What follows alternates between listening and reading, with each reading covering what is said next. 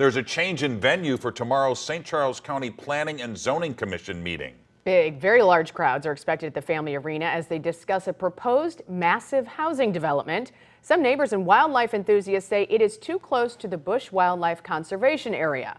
Our Laura Barczewski is here with their concerns. Laura. Mike and Ann, not only are they concerned about the wildlife and what will happen to their rural neighborhoods, they're also concerned about added traffic on a small 2-lane road they feel is not paved to handle it. Hear that?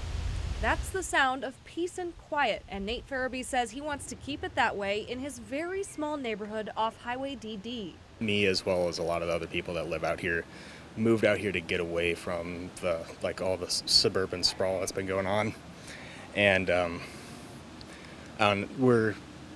we like having the rural vibe. And a new proposed development could take that away, bringing an additional 556 homes to only 356 acres of land right next to Bush Wildlife Conservation Area. It's going to take away from the natural beauty of the area. There's a lot of wildlife out here that's going to negatively impact that.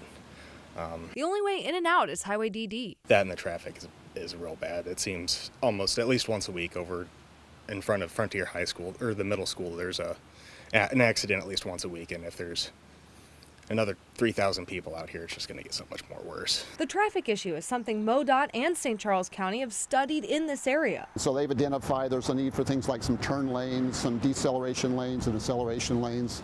Eventually, Highway DD will be widened. St. Charles County Planning and Zoning Director Robert Myers says the developers planned for 1.5 homes per acre while preserving 120 acres of trees and open space. Our tree preservation ordinance requires a minimum number of trees that are preserved. And actually, they're proposing to preserve about double the minimum amount. In fact, they're proposing to preserve over 80 acres of mature tree stands as part of this development. But Farabee still wants to keep the peace and quiet he lives for, and he feels there's a solution. I understand population's growing, people need somewhere to live, but honestly, just sticking to like the 3-acre minimum lot size would be perfect.